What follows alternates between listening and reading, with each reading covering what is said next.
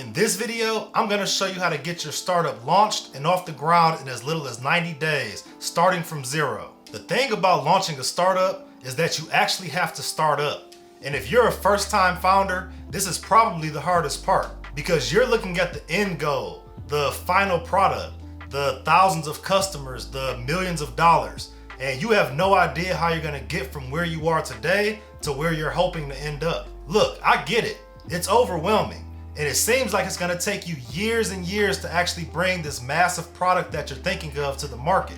And when you start thinking about it, it probably stresses you out. And because it stresses you out, you just keep putting it off and putting it off. And now it's been months or years since you actually thought of your idea.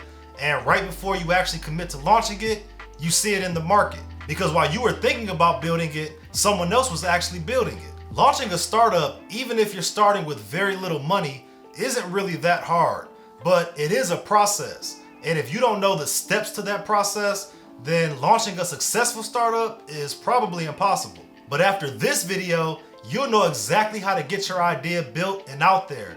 Not in a year, not in 6 months, but in as little as 90 days. And I'm gonna walk you through the whole process step by step.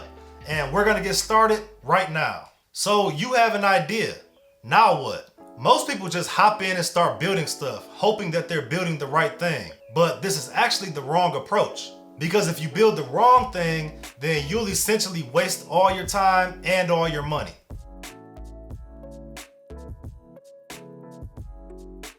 In the first 2 weeks of building your startup, you should focus totally on market research and making sure that you actually understand what customers want. Now, I'm not talking about going on Google and searching for whatever statistics you can find about your market. No, I'm talking about putting your feet on the ground, getting out in the field, and actually engaging with your audience, speaking with them about their needs and desires, and understanding their challenges firsthand. If you don't like speaking with or dealing with people, well, you're gonna have to learn to like it, because this isn't like a job where you can just go hide in some corner and do your work. When you're building a startup, you've got to be part of the mix. You've got to be talking to people, and you've got to be out there making it happen because you're the founder, and ultimately all the responsibility falls on you. So within these 2 weeks, you first want to start out by profiling your customer. Who are they? Where are they? What are their challenges? What do they read? Where do they search for information? What do they look like? What do they despise? Who do they trust? You need to have a full understanding of all of these points. Then find people who meet that profile, whether you find them through your personal contact list or through a forum, social media group, or email list online. You want to set up interviews with these individuals and ask them questions to learn about their problems and what they expect in a solution. When you start engaging, interacting with, and interviewing your market, you'll learn a ton about them. You might find that you understood them perfectly and that your idea is ideal for solving the specific challenges they have. But most likely, you'll find that there are other things that they need, and you might have to tweak a few things to really give them what they want. So during this stage, you want to get the information and really refine your idea to include the features and benefits that align with what it is that your market wants. And then when you know what you want to build, you should do competitive research and figure out what brands and what companies are already delivering solutions to help customers solve the particular problems that you've identified. And when you're analyzing them, you should really figure out what their strengths and weaknesses are. Then compare your solution to theirs and decide if it's actually in a position to outperform their strengths and fill in the gaps that your competitors leave with their weaknesses. Again, you might have to make some shifts to your solution to bring it to a place where it not only serves the market, but does so better than existing solutions. At this point, your solution will probably be a bit different than it was initially, but to further your product along, you'll need to do more and more customer interviews. But this time, you'll have an actual product planned out, so you can adapt your questions to learn how they feel about the product that you're hoping to create.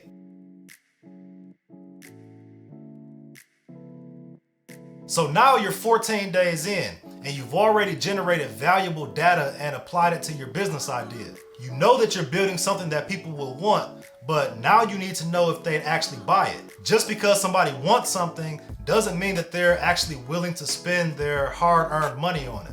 I would love to have a hot tub in my backyard and a motorcycle in my garage, but even though I could buy either of them, I don't actually want to spend my money on owning them. And it could also be the case that people are willing to buy a solution, but that they'd rather buy a competitor's product. The fact is, you don't really know if somebody will be willing to buy something until you give them the option to buy something. And I know what you're thinking. You're thinking, Mike, I don't even have a product yet. How can I sell something that doesn't exist?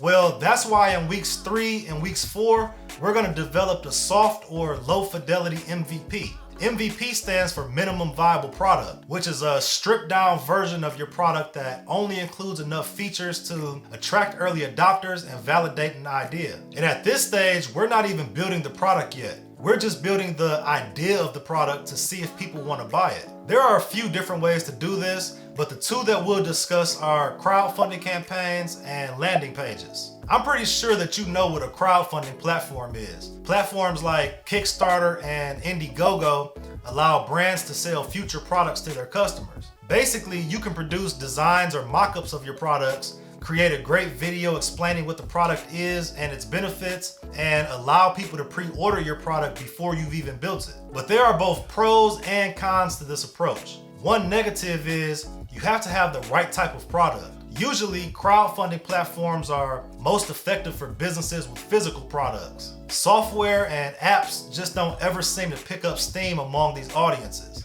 It also has to be a product that really differs from what's already on the market. Something innovative, eye-catching, and something that really solves the problems that customers experience. The good thing about these platforms is that they already have millions of users browsing their sites. And all of them know that they are the first adopters of the product. And it's that fact that really excites them, because they want to be the first to buy and own game-changing technology and products. The disclaimer here, though, is that it's not quite as easy as it sounds. You still have to put together the right strategy to promote your crowdfunding campaign and get some momentum going. But the good news is that often, once a campaign starts getting a few initial donors, it usually snowballs. Imagine selling 1,000 of your product and raising tens of thousands of dollars before you even build your product. Well, it's possible, and you've got these 2 weeks to put it together. Okay, so crowdfunding is one way of doing it, but for many, a more practical way would be using a landing page MVP. You'll still create designs or models of your product, and you'll still write up content that really explains the benefits of your solution, but now you'll be promoting it on your own using a landing page. And there are so many landing page builders online, so you can literally build one within a few hours and with very little money. On the landing page, you'll give your pitch as to why they should buy your product, and then give them an offer to pre-purchase the product. It's a good way to raise money to build your product up. The only thing is, you have to make sure that you deliver the actual product on the day that you say you will. Some entrepreneurs choose not to go the pre-purchase route. Instead, they might do something like a shadow button, where they give users the impression that they can buy something, but when they click the buy now button, it tells them that the product is unavailable or something like that. So you won't earn revenue doing this, and you might even irritate a few people who really wanted the product, but you can monitor how many people click the button and know that that many people actually intended to buy the product if it existed.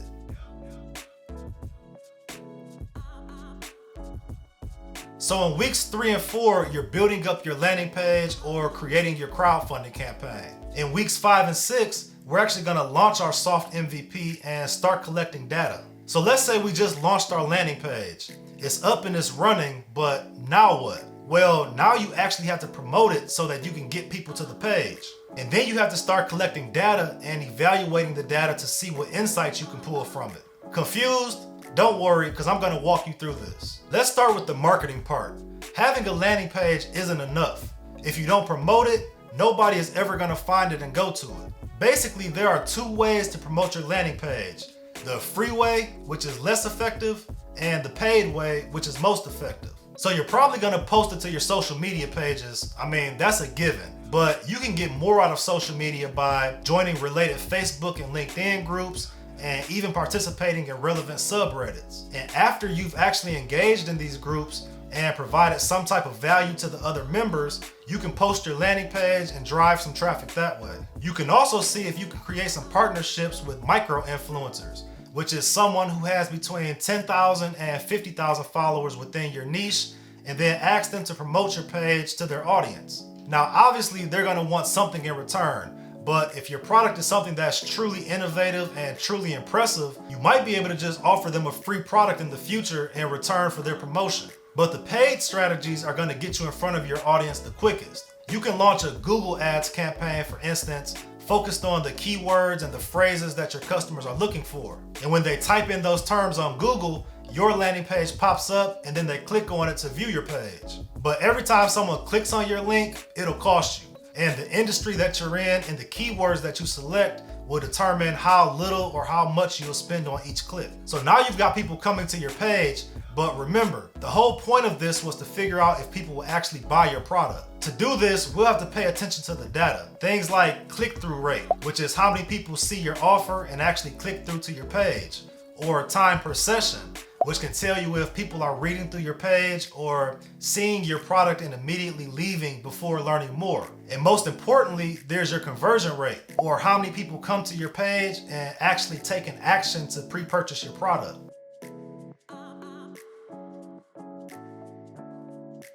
Within only 6 weeks, you've already learned what your customers want and prove that they're willing to buy it. So now you have to actually get something in their hands. Over the next 2 weeks, you'll develop your initial high-fidelity minimum viable product. This is gonna be an actual product, but in its most condensed form. So let me give you an example. You've heard of Airbnb, right? Basically, it's like the Uber of travel accommodations. You sign in, you put a city in the search bar, and then it gives you a list of hundreds of homes, rooms, apartments, and lofts that you could rent on a short-term basis. At least that's what it is today, but that's not how they started.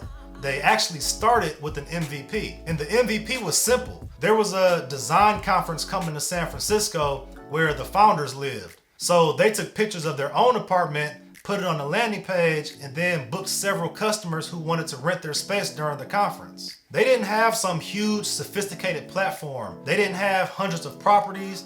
They just started with what they had, a single apartment and a landing page. They didn't wait until they had it all. Instead, they launched an MVP and built their business one step at a time. Groupon also has super humble beginnings. Before they were Groupon, when they were in the earliest stages, they launched an MVP called The Points. The founder had an email list of 500 people that worked in his office building, and he leveraged that list to start the business. Basically, there was a pizza restaurant in the building, and he made a deal with them for a group discount. And then he blasted the deal to people in the building who were on the email list. Several people purchased the group deal, and he proved the solution worked. And then he slowly started expanding until Groupon grew to what we know it as today. Neither Airbnb or Groupon spent more than $500 to launch their MVP, but for both of them, the MVP set the foundation for the business. And during week 7 and week 8, that's what you need to do. Build the simplest form of your solution that provides actual value to customers. Something with like 1 or 2 features. And then choose a limited market that you can promote it to. For Airbnb, that was travelers that were coming in to attend the design conference. And for Groupon, it was people who worked within the founder's office building. This is all about getting to market quickly, validating your product idea, and getting it into users' hands so you can get feedback.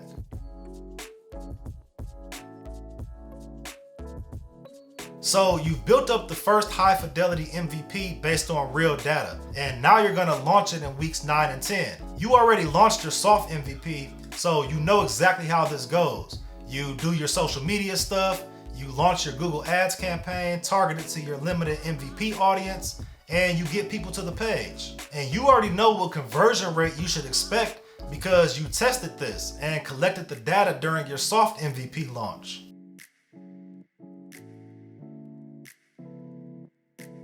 And then in weeks 11 and 12 and beyond, you will implement what's called the build, measure, learn feedback loop.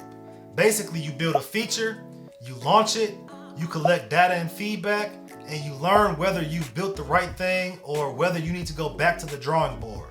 Think about the journey of Facebook. When they first launched, they had super simple profiles and it was only available to students at Harvard. And then they launched Messenger and they launched the feed. They launched it to one new university and then to another. The whole platform was built one feature and one market at a time. And some of the features didn't even catch. I remember when they had this one thing where you could pay to send virtual gifts to your friends and followers. It didn't produce, so they ditched it. I mean, this was way before NFTs, so maybe they were just too early to the game. But my point is, you start small and you build your way up using data from real customers. Eventually, you'll reach the stage where you need to scale the business, and to do so, you'll probably need some investor funding. But since you're already in the market, already collecting data, and you've already got significant traction, it will be much easier to convince an investor to partner with you now than it was when you were just an idea stage company. You're only 90 days away from actually having your startup active in the market. Coming up, I have a bonus tip that will help you get through the process much faster. But before we get there, if you found this video helpful, drop a like and subscribe down below and ring the notification bell so you don't miss any of our updates. So if you really want to speed up the launch of your startup, the best thing that you can do is to surround yourself with a team with an equal commitment and an equal work ethic. Launching a startup takes a ton of work, and when you can share that responsibility with even one other person, it can accelerate your speed and minimize your stress. Building a team is an important process, and knowing who to bring to your team can be critical to the success of your business. Luckily, we have a video right here that will tell you the positions that you need and give you some tips on finding the right people for your team. I hope you enjoyed this video, and I'll see you in the next one. Until then, take care and keep creating amazing shit.